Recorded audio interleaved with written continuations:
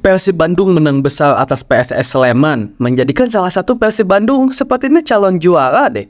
Deddy Kusnandar tetap menjadi pilihan Bojan Hodak, walaupun banyak banget kritikan dan keraguan terhadapnya. Dan juga Persib sempat kesulitan karena kebiasaan Persib nih. Kalau sebelum menciptakan gol, fighting spiritnya tinggi, tapi sesudah menciptakan selalu menurunkan tensi permainan. Mari kita bahas dari sudut pandang penikmat sepak bola, bukan pengamat sepak bola. Wow, ini bagi saya pertandingan yang seru ya, karena pertandingan yang cukup terbuka dari Persib Bandung dan PSS Sleman. Persib Bandung sangat terlihat bahwa dia ingin menutup putaran pertama dengan kemenangan. Dilihat dari 10 menit babak pertama, Persib Bandung tampil sangat menekan. Bahkan di 4 menit pertama itu udah tercipta 2 peluang yang sangat bagus dari Ciro Alpes. Dan juga gol dari Ciro Alpes juga tercipta di bawah 10 menit. Kalau saya tadi nggak salah itu 4 atau menit ke-6 gitu. Gol itu, walaupun gol itu akhirnya memang dicatat sebagai gol bunuh diri. Tetapi tetap akselerasi dari Ciro itu membahayakan. Seandainya Thales tidak menyontek bola dan masuk ke gawang sendiri pun, bagi saya David Da Silva sudah sangat siap menerima umpan dari Ciro Alpes dan Pet Butuan. Cuman yang terdekat mungkin David Da Silva ya. Itu tetap akan menjadi membahayakan bagi saya seandainya Thales tidak mencotek bola akhirnya masuk ke gawang sendiri ya. Dan juga saya menyoroti Deddy Kusnandar. Saya lagi-lagi harus membahas seorang Deddy Kusnandar karena memang pemain ini salah satu pemain senior Persib Bandung yang banyak diragukan. Banyak kritikan dari pendukung Persib Bandung sendiri yang memang dianggap seharusnya ada yang lebih layak mungkin di 11 pertama yang mungkin sekarang adalah Rahmat Irianto. Deddy Kusnandar di penampilan pertandingan sekarang bisa dibilang cukup baik dibandingkan dengan penampilan sebelumnya saat Persib Bandung bertemu dengan Borneo FC. Walaupun saya mencatat terjadi banyak banget kesalahan yang dilakukan oleh seorang Deddy Kusnandar ya teman-teman.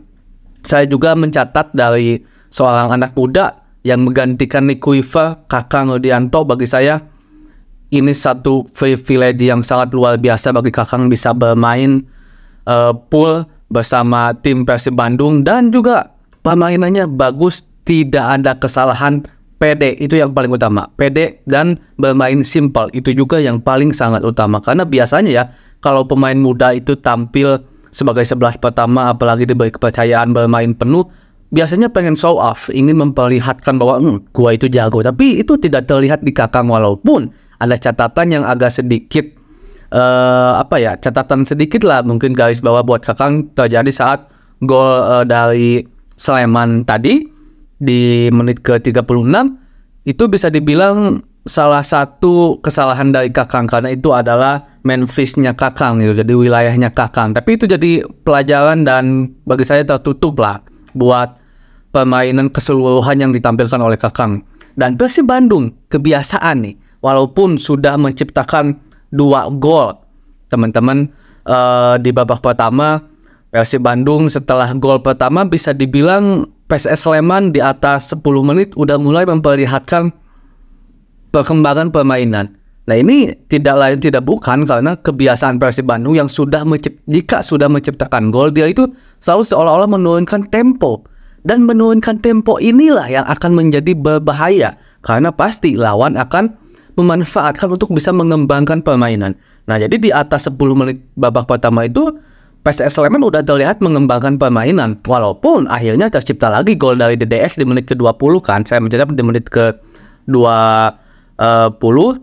akhirnya bisa membuat Persib unggul. Kalau saya nggak salah jadi menit 20 ya, atau mungkin menit 20 itu saat gol Ciro Alpes ya.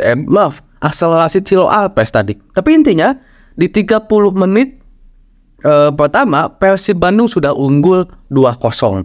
Dan saya sudah mencatat nih di 30 menit menuju 30 menit ke atas Persib Bandung udah mulai sangat turun temponya.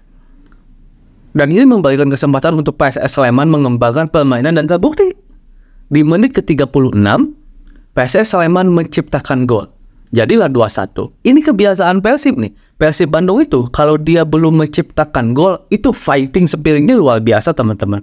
Tapi ketika dia sudah menciptakan gol seolah-olah menurunkan tensi permainan, dan ini yang menjadi berbahaya. Untung saja PSS Sleman walaupun dia berusaha mengembangkan permainan tidak bisa menembus lini pertahanan Persib Bandung dengan baik, karena saya harus akui Alberto dan Kakang Lodianto tampil sangat solid. Alberto lagi-lagi memperlihatkan bahwa dia memang mempunyai kualitas, semakin nyaman berada di lini belakang Persib Bandung yang sekarang ditopang oleh anak muda penerus dengan postur yang bisa dibilang mirip-mirip dengan Alberto, mirip-mirip dengan Kuifer, yaitu Kakang Lodianto. Di babak kedua, PSS Sleman menunjukkan bahwa dia ingin bisa unggul di pertandingan kali ini. Terbukti di awal-awal babak kedua, PSS Sleman bermain berbeda dibandingkan saat babak pertama. Dia bermain apik, bermain menyerang, bermain kolektivitasnya bagus, yang juga tentunya ini diuntungkan karena memang Persib Bandung di awal babak kedua tidak ada high pressing seperti yang dilakukan oleh Persib Bandung di awal-awal babak pertama. Dan walaupun pada akhirnya atensi atau mungkin semangat dari PSS Sleman itu harus terputus karena terciptanya gol dari seorang Fritz Butuan di menit 58 ya teman-teman. Ini malah memupus. Tapi inilah sepak bola. Kadang-kadang tim yang sedang berusaha mengejar bermain sangat bagus kalah oleh tim yang 1-2 sentuhan bisa menciptakan peluang bahkan gol. Tapi ini bukan jadi satu hal yang langka. Ini menjadi satu hal yang sudah sangat biasa di Persib Bandung di era Coach Bojan Hodak. Di mana Persib Bandung di era Coach Bojan Hodak, saya sering ulang-ulangi kalimat ini di konten-konten saya, selalu bermain atraktif, selalu bermain bagus, kolektivitasnya itu padu rapat banget. Dan satu, efektif dan efisien.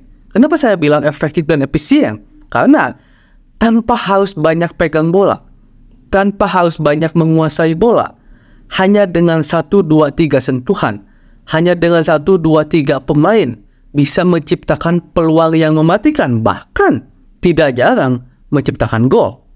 Itulah Persib Bandung sekarang di era Coach Bojan Hodak.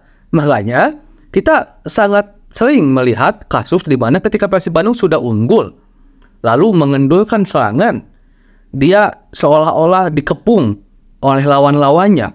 Permainannya terdikte oleh lawan-lawannya. Tapi ketika dia pegang bola, efektif, bisa menciptakan peluang yang bagus, bahkan kadang-kadang gol. Ini juga didukung karena Persib Bandung, bagi saya beruntung banget Persib Bandung mempunyai seorang David Da Silva.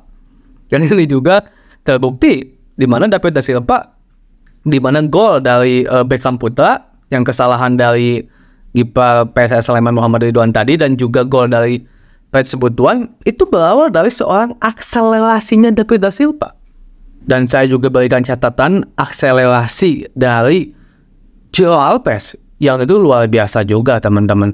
Dan tentunya ini menjadikan Persib Bandung bagi saya membuka peluang yang besar untuk menjadi juara karena akan bertahan di peringkat keempat. Walaupun ini kita belum bisa simpulkan karena masih sangat jauh lah ya, itu masih ada putaran kedua yang masih bisa saja terjadi. Sering banget juga Persib Bandung itu bagus tapi habis bensin di akhir-akhir sehingga gagal juara. 2 musim seperti itu. Apakah musim sekarang akan terjadi kembali? Kita nggak tahu ya, karena kita ada final series sekarang kan, dimana tim-tim lebih fokus untuk bertahan di 4 besar aja.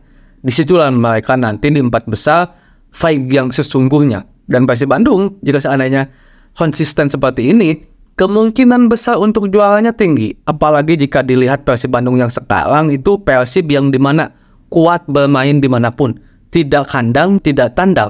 Kalau Borneo walaupun sekarang ada di puncak klasemen, tapi Borneo itu diakui bahwa dia adalah jago kandang. Di kandangnya itu banyak banget menang, kecuali kemarin mungkin diberikan perlawanan yang imbang oleh Persib Bandung sehingga mendapatkan hasil imbang juga. Tetapi kalau tim yang memang jago kandang tandang, kita harus akui itu adalah Persib Bandung. Itu mungkin sedikit pembahasan tentang Persib Bandung hari ini, dan saya yakin Persib Bandung akan tetap ada di jalur juara dan mungkin juga kesempatan untuk menjadi juaranya tinggi. Assalamualaikum.